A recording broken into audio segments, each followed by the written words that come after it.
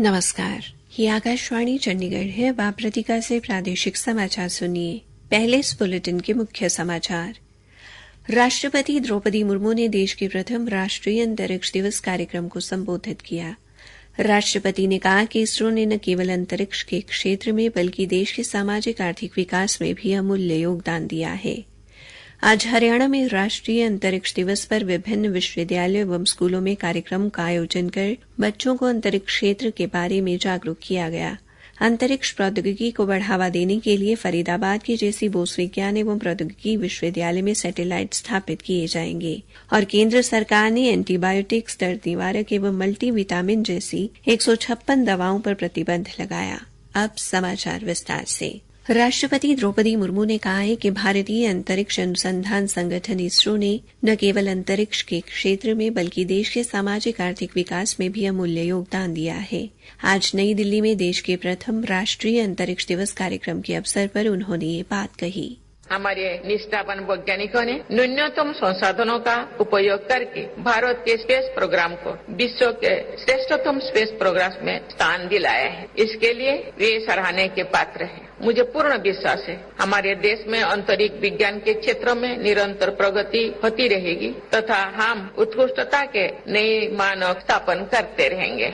राष्ट्रपति ने कहा कि अंतरिक्ष के क्षेत्र में प्रगति से स्वास्थ्य, परिवहन, पर्यावरण, ऊर्जा सुरक्षा, सूचना प्रौद्योगिकी और अन्य कई क्षेत्रों को लाभ पहुंचा है। अंतरिक्ष राज्य मंत्री डॉ जितेंद्र सिंह ने कहा कि नरेंद्र मोदी सरकार ने अंतरिक्ष क्षेत्र को अतीत की बेड़ियों से मुक्त किया है।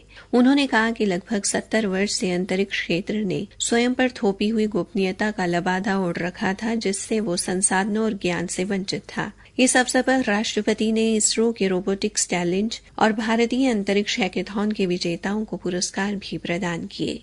उपराष्ट्रपति जगदीप धनखड़ और प्रधानमंत्री नरेंद्र मोदी ने पहले राष्ट्रीय अंतरिक्ष दिवस पर देशवासियों को शुभकामनाएं दी हैं।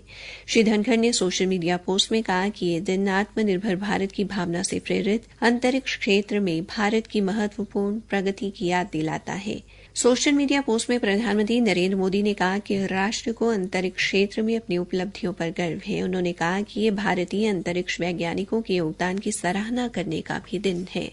आज हरियाणा में भी राष्ट्रीय अंतरिक्ष दिवस मनाया गया। पंचकुला के पिंजौर स्थित सेंट विवेकानंद मिलेनियम स्कूल में एक विशेष कार्यक्रम का आयोजन किया गया।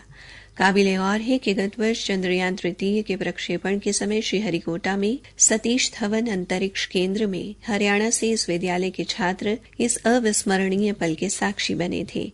विद्यालय की छात्रा लावण्य शर्मा ने बताया, 23 अगस्त 2023 में चंद्रयान 3 चांद के साउथ पोलर रीजन में एक सॉफ्ट एंड सक्सेसफुल लैंडिंग करता है। इस ऐतिहासिक पल का गवाह बनने का मौका मुझे भी मिला जब 14 जुलाई को चंद्रयान 3 को लॉन्च होते हुए मैंने अपनी आंखों से देखा। यह मेरे लिए एक बहुत खुशी का पल रहा है और जब मुझे पता लगा कि भारत सरकार ने 23 अगस्त को नेशनल स्पेस डे घोषित करा है, वो मेरे लिए डबल खुशी थी। नेशनल स्पेस डे युवा को प्रेरित करेगा अंतरिक्ष ज्ञान की तरफ और बड़े होके मैं भी एक एस्ट्रोनॉमर बनना चाहती हूँ, तो ये मेरे लिए बहुत ही ज्यादा प्रेरणादायक है। स्कूल में आज अंतरिक्ष विज्ञान प्रदर्शनी, चित्रकला प्रतियोगिता और प्रश्नोत्तरी का आयोजन भी किया गया। अम्बाला छावनी के 12 क्रॉस रोड स्थित राजकीय माध्यमिक विद्यालय में भी राष्ट्रीय अंतरिक्ष दिवस मनाया गया। शिक्षकों द्वारा विद्यार्थियों को चंद्रयान तृतीय की सफल लैंडिंग बारे जानकारी दी गई और अंतरिक्ष जागरूकता को लेकर कई प्रतियोगिताएं भी करवाई गई। कुरुक्षेत्र विश्वविद्यालय के भूगोल विभाग में राष्ट्रीय अंतरिक्ष दिवस का आयोजन किया गया। भूभौतिकी विभाग के प्रोफेसर भगवान सिंह ने भारतीय अंतरिक्ष कार्यक्रम के जनक डॉ विक्रम साराभाई के कार्यों और उपलब्धियों के बारे में विद्यार्थियों को जागरूक किया। उन्होंने बताया कि किस तरह से भारत ने अंतरिक्ष के क्षेत्र में तमाम उपलब्धियों की श्रृंखला कायम की। भारत चंद्रमा के दक्षिणी ध्रुव पर सफलतापूर्वक उतरने वाला पहला राष्ट्र बना। प्रोफेसर भगवान सिंह ने भारतीय अंतरिक्ष अनुसंधान संगठन की भावी अनुसंधान योजनाओं, पुनः प्रयोज्य प्रक्षेपण यान, गगनयान व शुक्रयान आदि के बारे में महत्वपूर्ण विचार विद्यार्थियों से साझा किए एवं विद्यार्थियों की शंकाओं का निवारण करते हुए उनकी जिज्ञासाओं को शांत किया। इस व्याख्यान के माध्यम से भूगोल में सुदूर संवेदन के महत्व और संभावनाओं के बारे में भी बताया गया। कुरुक्षेत्र विश्वविद्यालय के कुलपति प्रोफेसर सोमनाथ सचदेवा ने कहा कि तेजी से बदलते प्रौद्योगिकी युग में भारत 5G नेटवर्क की संचार शक्ति से विज्ञान एवं तकनीक के क्षेत्र में तेज गति से आगे बढ़ रहा है। वो आज विश्वविद्यालय के institute of engineering and technology द्वारा राष्ट्रीय अंतरिक्ष दिवस के अवसर पर आयोजित 5वें ऑनलाइन अंतर्राष्ट्रीय सम्मेलन के उद्घाटन सत्र को संबोधित कर रहे थे। सम्मेलन का आयोजन मोबाइल रेडियो संचार 5G नेटवर्क विषय पर किया गया। प्रोफेसर सचदेवा ने कहा कि 5G नेटवर्क से संचार के क्षेत्र में आई क्रांति ने शिक्षा, विज्ञान, औद्योगिक तथा वैश्विक चुनौतियों से निपटने में अहम भूमिका निभाई है। उन्होंने कहा कि भारतीय वैज्ञानिकों एवं इंजीनियर्स ने ज्ञान, विज्ञान, संचार व प्रौद्योगिकी के क्षेत्र में उत्कृष्ट योगदान देकर विश्व पटल पर भारत का नाम रोशन किया है। प्रादेशिक समाचार आकाशवाणी चंडीगढ़ से प्रसारित किए जा रहे हैं। अंतरिक्ष प्रौद्योगिकी को बढ़ावा देने के लिए फरीदाबाद के जेसी बोस विज्ञान एवं प्रौद्योगिकी विश्वविद्यालय में सैटेलाइट क्लब स्थापित होंगे। ये क्लब छात्रों को अंतरिक्ष प्रौद्योगिकी से जुड़ी परियोजनाओं और गतिविधियों पर काम करने के लिए अवसर प्रदान करेंगे। छात्रों को गृह इंजीनियरिंग एवं प्रौद्योगिकियों के लिए व्यावहारिक अनुभव भी मिलेगा। कुलपति प्रोफेसर सुशील कुमार तोमर ने कहा कि अंतरिक्ष प्रौद्योगिकी को लेकर संकाय सदस्यों में समझ विकसित करने के उद्देश्य से विश्वविद्यालय भारतीय अंतरिक्ष विज्ञान और प्रौद्योगिकी संस्थान तिरुवनंतपुरम में उनके लिए शैक्षणिक दौरे की व्यवस्था करेगा। ये जानकारी प्रोफेसर सुशील कुमार तोमर ने आज विश्वविद्यालय के अनुसंधान और विकास प्रकोष्ठ के तहत इनोवेशन एंड इंक्यूबेशन व स्टार्टअप डिवीजन तथा गणित विभाग द्वारा आयोजित कार्यक्रम में दी। ये कार्यक्रम चंद्रयान 3 मिशन की सफलता की वर्षगांठ के उपलक्ष्य में मनाए जा रहे राष्ट्रीय अंतरिक्ष दिवस पर आयोजित किया गया था। विश्वविद्यालय द्वारा राष्ट्रीय अंतरिक्ष दिवस की थीम चंद्रमा को छूते हुए जीवन को छूना, भारत की अंतरिक्ष गाथा पर व्याख्यान आयोजित किए गए। कार्यक्रम में जापान के नागासाकी विश्वविद्यालय के प्रोफेसर तकाओ कोमात्सु और दिल्ली की arrow academy of aviation science and management के अध्यक्ष प्रोफेसर दिवाकर गोयल ने आमंत्रित वक्ता के तौर पर भाग लिया। अपने व्याख्यान में प्रोफेसर तकाऊ ने गणित में डायोफेंटाइन फ्रोबेनियस समस्या के बारे विस्तार से बताया। वहीं प्रोफेसर दिवाकर गोयल ने नागरिक उड्डयन क्षेत्र में करियर की संभावनाओं पर प्रकाश डाला।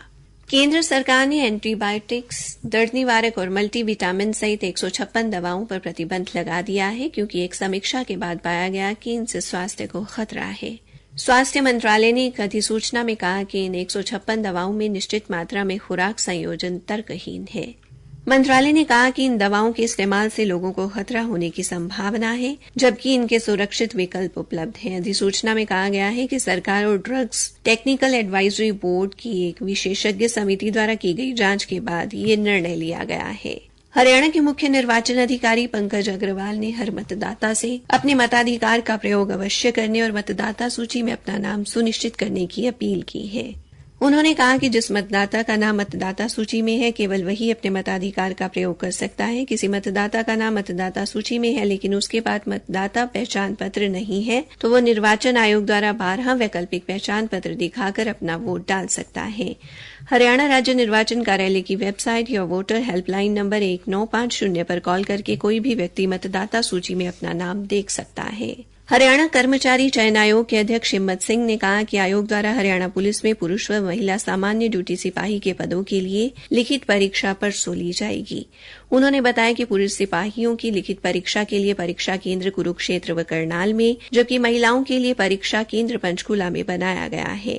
अंत में मुख्य समाचार एक बार फिर। राष्ट्रपति द्रौपदी मुर्मू ने देश के प्रथम राष्ट्रीय अंतरिक्ष दिवस कार्यक्रम को संबोधित किया। राष्ट्रपति ने कहा कि इसरो ने न केवल अंतरिक्ष के क्षेत्र में बल्कि देश के सामाजिक आर्थिक विकास में भी अमूल्य योगदान दिया है। आज हरियाणा में राष्ट्रीय अंतरिक्ष दिवस पर विभिन्न विश्वविद्यालयों व स्कूलों में कार्यक्रमों का आयोजन कर बच्चों को अंतरिक्ष क्षेत्र के बारे में जागरूक किया गया। इसी के साथ ये समाचार बुलेटिन समाप्त हुआ।